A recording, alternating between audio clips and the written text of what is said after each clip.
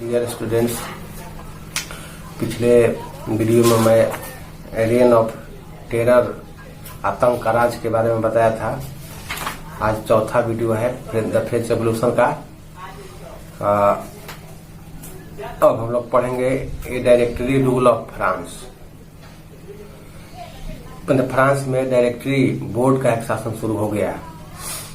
After the fall of the Jacobian government, the wealthier middle classes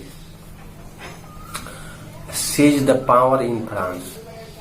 Jacobian government जब सत्ता में नहीं रही तो उसके बाद जो मध्य वर्ग के धनी लोग थे, वेल्दियर क्लास, उसने फ्रांस की सत्ता पर कब्जा कर लिया। A new constitution was introduced which denied the vote to non-propertied section of society। एक नया संविधान का निर्माण किया गया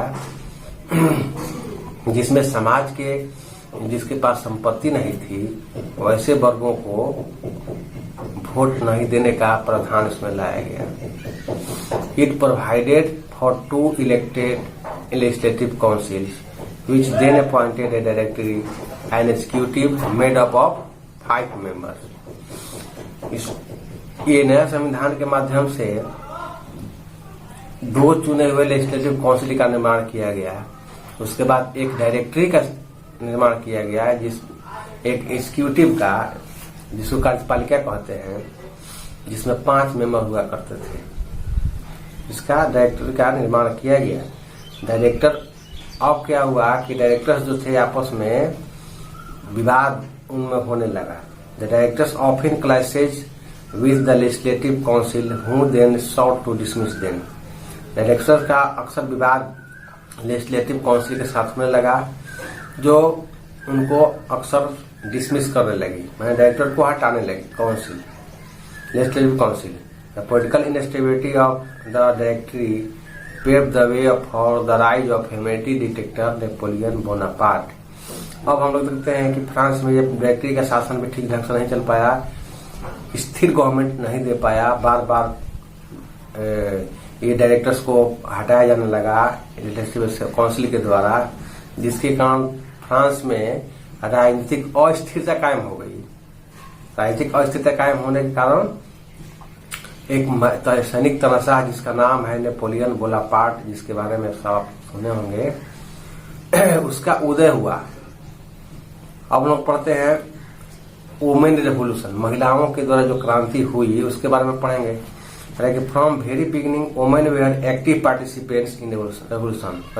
फ्रांस की क्रांति की शुरुआत से ही महिलाएं जो थी वो जो भी रेवोल्यूशन हुआ करते थे उसमें एक्टिव पार्ट लेती थी, सक्रिय भागीदारी उनकी हुआ करती थी। They hope that their involvement would pressurise the revolutionary government to introduce measures to improve their life. वे महिलाएं जो क्रांतियों में भाग ले रही थी, वे इस आशा में भाग ले रही थी कि हम लोग क्रांतिकारी आंदोलन में भाग लेंगे, जिसके कारण जो भी क्रांतिकारी गवर्नमेंट बनेगी बाद में, उस गवर्नमेंट पर दबाव पड़ेगा हम लोगों के महिलाओं के संबंध में भी, कि महिलाएं भी भाग ली थी और महिलाओं के जीवन स्तर को बेहतर बनाने के लिए वे गवर्नमेंट कानून बनाएगी।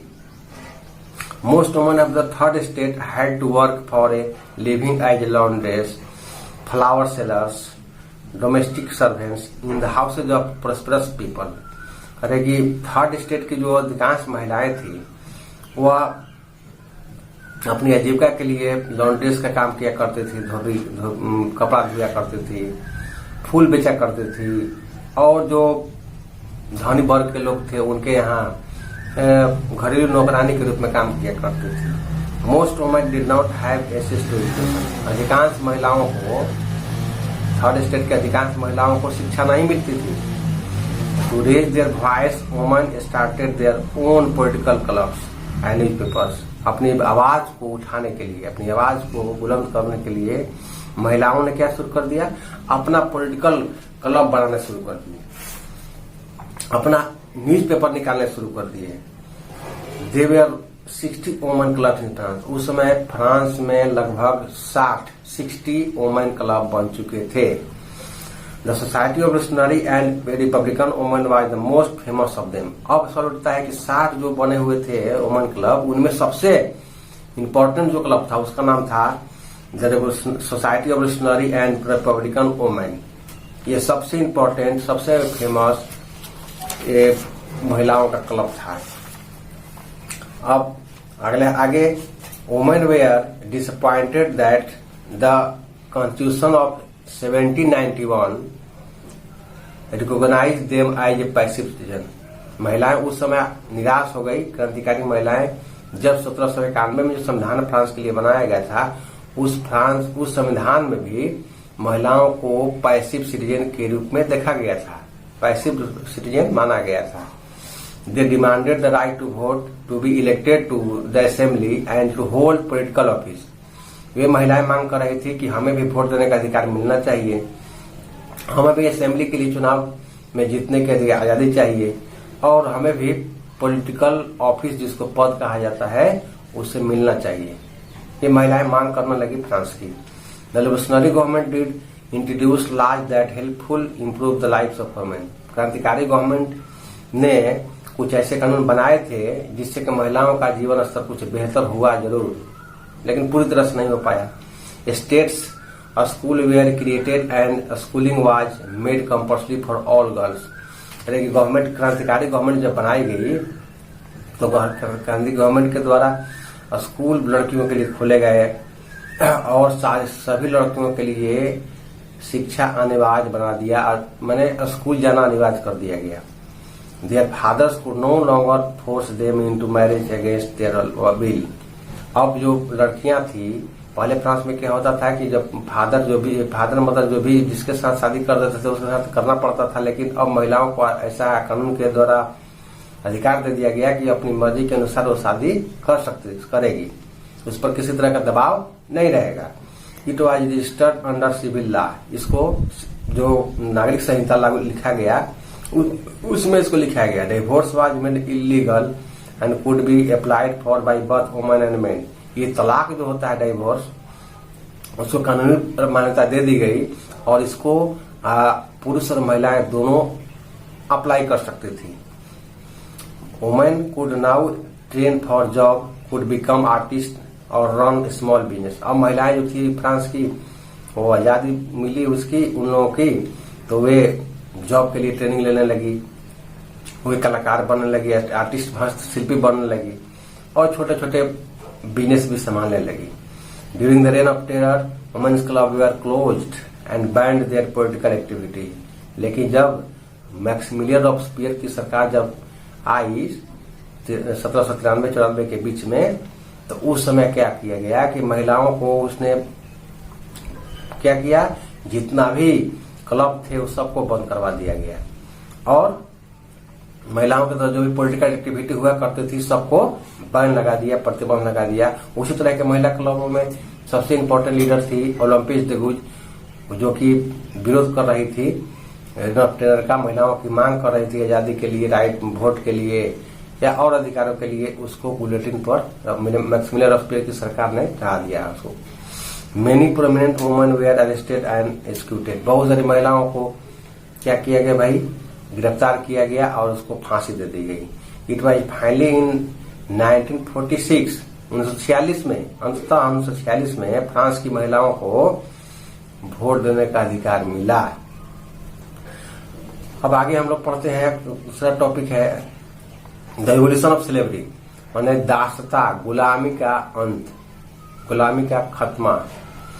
The unwillingness of Europeans to go and work in the colonies in the Caribbean, which were important suppliers of commodities such as tobacco, indigo, sugar and coffee, created a shortage of labor on the plantation।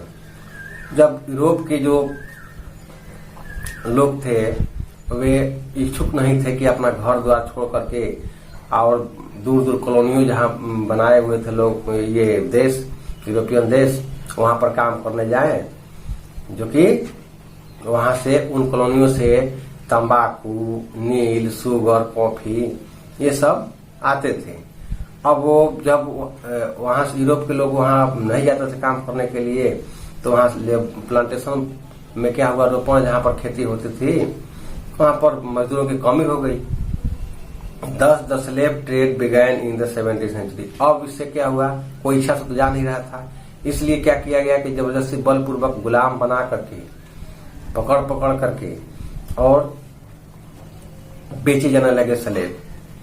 मतलब आदिवासी लोगों पर अचानक हमला किया जाता था, उसको पकड़ करके चेन में बांध करके और उसको बेच दिया जाता था प्लांटेशन ओनर को।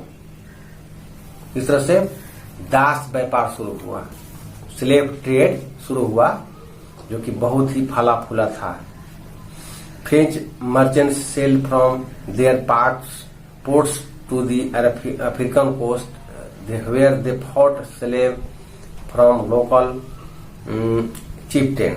और फ्रांसीसी जो सौदागर थे वे अफ्रीका के तटों पर जाते थे अपने जहाज को लेकर के, और वहां से क्या करते थे, जो अफ्रीका के सरदार थे, आदिवासियों जंगलों में रहने वाले आदिवासियों के जो सरदार थे, उनसे लालच दे करके, पैसा दे करके गुलामों को पकड़ लेते थे, खरीद लेते थे। Branded and shackled, the slaves were packed tightly into ship for the 3-month-long voyage across the Atlantic to the Caribbean. अब कैरेबियन सागर में, जो कैरेबियन द्वीप समूह पर जो प्लांटेशन वर्क हो रहे थे, वहां पर अफ्रीका से पकड़ करके गुलामों को, दासों को, उनको ब्रांड किया जाता था और उसको जंजीरों में जकड़ा जाता था। उसके बाद जहाजों में भर करके 3 महीना लंबा समुद्री यात्रा के बाद कैरेबियन द्वीप समूह पर पहुंचाया जाता था। They were sold to plantation owner. वे वहां पर जो प्लांटेशन ओनर होते हुआ करते थे उनको बेच देते थे। The exploitation of slave labor made it possible to meet the growing demand in European markets for sugar, coffee and indigo. अब इस तरह से क्या हुआ कि जब गुलामों का व्यापार शुरू हो गया तो गुलामों से यूरोप के मार्केट में जो भी वस्तुओं को उत्पादन की कमी होती थी, जैसे शुगर हो गया, कॉफी हो गया, इंडिगो हो गया, इनकी डिमांड थी और उसको पूरा किया जाने लगा गुलामों से काम करवा करके। Port cities like Bordeaux and Nantes in Africa owed their economic prosperity to the producing slave trade. अब उस समय इतना दास व्यापार आगे बढ़ चुका था कि उस दास व्यापार के चलते, यहाँ 2 शहर का एग्जाम्पल दिया हुआ अफ्रीका का कि बॉर्डेक्स और नांटेज, उसका जो एक आर्थिक समृद्धि थी, इकोनॉमिक प्रोस्पेरिटी, वह दास व्यापार के कारण ही थी। इतना वहां से दास व्यापार हुआ करते थे। The economic national assembly held long debates for about whether the right of man should be extended to all French subject including those in the colony. अब नेशनल असेंबली जो थी, वो नेशनल असेंबली में, फ्रांस के national assembly में लंबे लंबे विवाद होने लगे कि जो पुरुषों का अधिकार है उसको सारे फ्रांसीसी जो कॉलोनियां थी उनमें दे दिया जाए कि नहीं दिया जाए। इस पर वाद विवाद होने लगे। But it did not pass any law fearing opposition from businessman which income depends on the slave trade. लेकिन अब सवाल उठता है कि फ्रांस की कॉलोनियों में जो भी लोग गए थे सब गुलाम ही गए थे। अब वहां पर नेशनल असेंबली में बात हो रही थी कि क्या फ्रांस में जो लोगों को आजादी मिली है, क्या वहां भी दे दिया जाए, नहीं दिया जाए। अब क्या हुआ कि फ्रांस की सरकार जो थी वो डर रही थी कि इस तरह का कानून पास किया जाए, नहीं किया जाए, क्योंकि वे डर रही थी किससे, बिजनेसमैन से, कि बिजनेसमैन का विरोध सहना पड़ेगा। अब उन बिजनेसमैनों का जो इनकम था पूरी तरह से दास व्यापार पर ही टिका हुआ था, उनका विरोध का सामना करना पड़ा था, इसलिए डर रही थी। जैकोबिन रिजाइम इन 1794, जैकोबिन का सरकार जो 1794 में थी, abolish slavery in the French colony, अब फ्रांसीसी कॉलोनियों से गुलामी की जो चल रही थी उसको हटा दिया। हाउएवर 10 ईयर, हालांकि 1794 में हटा दिया गया जैकोबिन सरकार के द्वारा, लेकिन 10 वर्षों बाद जब नेपोलियन बोनापार्ट फ्रांस की गद्दी पर बैठा तो उसने फिर से गुलामी प्रथा को शुरू कर दिया। Slavery was finally abolished in French colonies in इतना, और अंततः 1848 में फ्रांसीसी कॉलोनियों से गुलामी जो प्रथा थी, गुलामों को पकड़ करके ले जाने की जो प्रथा थी, उसको बंद किया गया। अब हम लोग नेक्स्ट टॉपिक पढ़ेंगे the revolution and everyday life. क्रांति और प्रति दैनिक जीवन वहां के जो लोगों का था वो उसके बारे में। Censorship was abolished after the demolition of Bastille. कह रहे हैं कि जब बेस्टिल का किला को गिरा दिया गया था उसके बाद प्रेस पर, मीडिया पर जो प्रतिबंध लगाया हुआ था सेंसरशिप, उसको खत्म कर दिया गया। The declaration of the right of man and citizen proclaims freedom of speech and expression to be a natural right. कि मनुष्यों, पुरुषों का और पुरुषों और नागरिकों का जो अधिकार का घोषणा पत्र था उसमें, जिसमें बोलने की आजादी दी गई थी और अपनी अभिव्यक्ति की आजादी दी गई थी, उसको नेचुरल अधिकार घोषित किया गया। Newspapers, pamphlets, books and printed pictures flooded the town of France. अखबार, पंपलेट, किताबें और छापी हुई जो पिक्चर हुआ करते थे, पिक्चर बना कर करते थे, उसको दर्शाने का जरिया था। ये फ्रांस के शहरों में खूब आ गए। From where they travelled rapidly into the countryside, जहां से बहुत जल्दी, तेजी से फ्रांस के गांव देहातों में फैल गया। And described and discuss the events and changes taking place in France. और फ्रांस में जो भी घटनाएं घट रही थी, जो भी बदलाव हो रहे थे, उस पर उस देहात के लोगों को भी पता चलने लगा, वही पढ़ने लगे, बात करने लगे, बहस करने लगे, तर्क करने लगे। Plays, song and festive procession attracted large number of people which was one way they could grasp and identify with ideas such as liberty और justice। लेकिन नाटक जो लिखे जा रहे थे वहाँ, जो गीत लिखे जा रहे थे और जो कार्यक्रम किए जा रहे थे, जुलूस निकाले जा रहे थे, तो उससे क्या हुआ कि बड़ी संख्या में लोगों को आकर्षित किया, जो कि वे लिबर्टी और न्याय का जो विचार था उसको, उससे वो लोग परिचित फ्रांस के लोग हुए। अब हम लोग पढ़ेंगे the rise of Napoleon Bonaparte. Napoleon Bonaparte का उदय। नेपोलियन बोनापार्ट किस तरह से फ्रांस की सत्ता में आया। After the end of rain of terror directly created political stability. हम लोगों ने पढ़ा कि 1793-94 के बीच में आतंक का राज था, जिसका लीडर था मैक्सिमिलियन रॉबेस्पियर। तो उसकी सरकार कुछ साल भर के बाद गिर गई, हट गया। तो उसके बाद डायरेक्टरी का शासन हुआ। डायरेक्टरी शासन होने के बाद में फिर क्या हुआ कि वो आप वहाँ जिससे लेजिस्लेटिव हुआ करती थी, उससे अक्सर वहाँ के डायरेक्टरी का जो डायरेक्टर थे उससे विवाद होता रहता था, जिसके कारण बार बार डायरेक्टर को हटाना पड़ता था और वहाँ के फ्रांस की जो राजनीतिक अस्थिरता कायम हो चुकी थी फ्रांस में।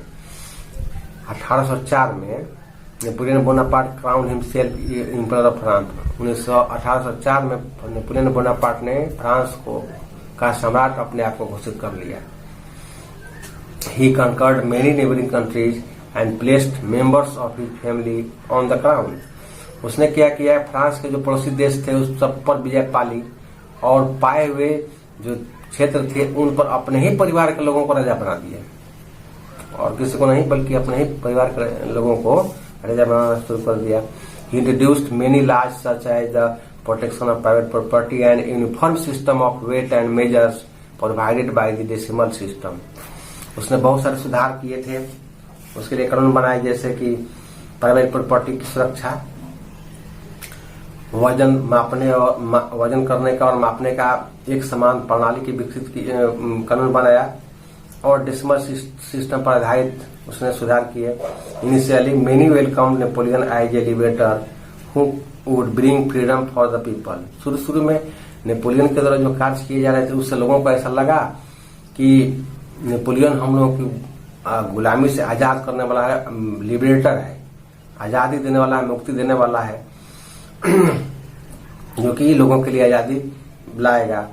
But soon the Napoleon armies came to be viewed everywhere as an invading force। लेकिन नेपोलियन की जो सेना थी उसकी उन सेनाओं के द्वारा जो काम किए जा रहे थे उसके बदौलत फ्रांस के जो लोग थे या जहां पर कब्जा किया गया वहां के जो लोग थे फ्रांसीसी सेना को एक आक्रमणकारी सेना के रूप में जानने लगी।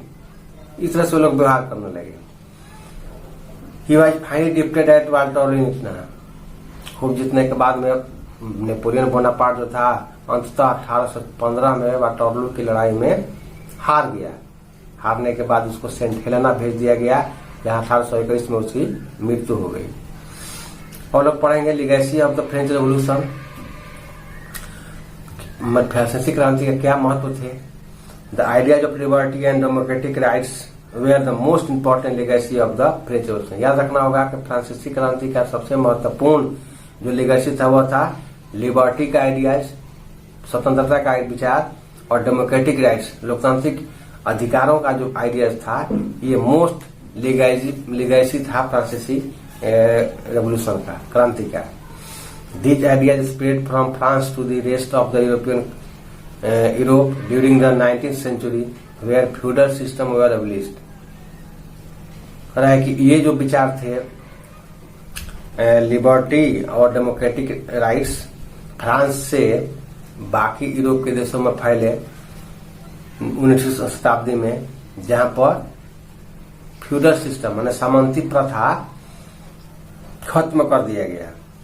Letter these ideas were adopted by Indian revolutionary struggler Tipu Sultan and Raja Rammohan Roy. बाद में फ्रांसीसी क्रांति के जो आइडियाज थे उसको भारत के जो क्रांतिकारी थे उसने भी अपनाया, जैसे कि टीपू सुल्तान और राजा राममोहन राय। ये दोनों भी फ्रांसीसी क्रांति में हो रहे बदलावों से बहुत ज्यादा प्रभावित थे। इस तरह से फ्रांसीसी क्रांति का ये चैप्टर खत्म हुआ। मैं आप लोग से कहना चाहता हूं कि इसको नोट्स बना कर रखिएगा, बाद में चेक किया जाएगा जब स्कूल खुलेगा तब। इसके बाद मैं MCQ बना कर किस पर भेजूंगा, सबको नोट्स बना कर रखना है।